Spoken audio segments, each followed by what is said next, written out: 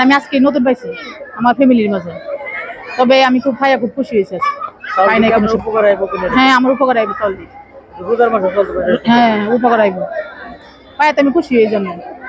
চাল সুন্দর আছে, আজ ব্যাংকের থেকে দেখে চালটা অনেক ভালো। 10 কেজি চাল পাইছি, খুশি হয়েছি আল্লাহর রহমতে। হ্যাঁ, আল্লাহর রহমতে রোজার মাঝে ভাইয়া অনেক উপকার হয়েছে, অনেক ভালো হয়েছে, সুন্দর হয়েছে, পাইছি, খুব খুশি হয়েছি। যে ছেলে মেয়েরা লিয়ে খাইতে হবে, এদিকে চাল অনেক ভালো আগের ব্যাংকের থেকে। 10 কেজি হয়েছে না, যেটা তো সঠিক জানি না, কিন্তু মাপ লেগে বুঝেন যাইব। আল্লাহ সবসাইতে মাঠে শান্তি হয়, আল্লাহ তুমি বাবা একটা কথা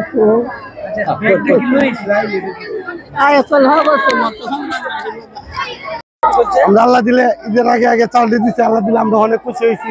চালটি পায়া প্যাকেট ট্যাকেট করা মানে ধরন ধরন লাগছে না, গেছে আর দিয়ে দিচ্ছে। চালটি সুন্দর আছে, পাইছি তো আল্লাহর মতো ভালোই লাগতেছে। পাইছি তো আল্লাহ চাল পাইতাছি আমরা, আল্লাহ আল্লাহ যা জিনিস আল্লাহ শেষ আছে, 2 দিন 3-4 দিনে চলতারি গুলা হল লইয়া বুক গুলা হল লইয়া তো ভাইয়া তো করে গই।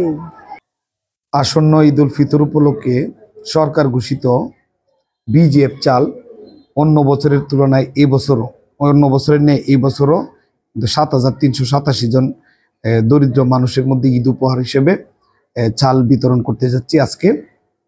সেটা একটু এইবার আমরা গত বছরও আমরা প্রতি বছরই চেয়ারম্যান হওয়ার পর থেকে প্রতি বছরই আমরা যেটা করি, আমাদের প্রতি একটা কমপ্লেন থাকে যে আমাদের 10 কেজি চাল নিতে যেয়ে অনেকের মধ্যে একটা কমপ্লেন থাকে 9 কেজি, 8.5 কেজি, 8 কেজি চাল হয়।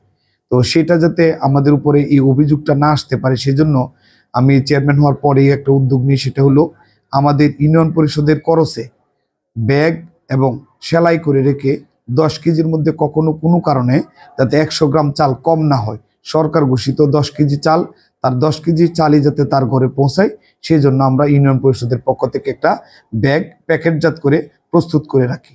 এইবারও আমরা 7,387 জন মানুষের মধ্যে এই চাল বিতরণের জন্য 7,387টা ব্যাগ প্রস্তুত করে রেখেছি।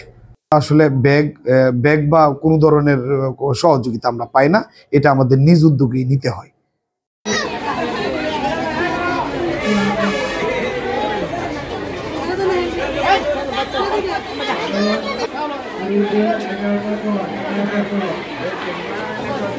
খুব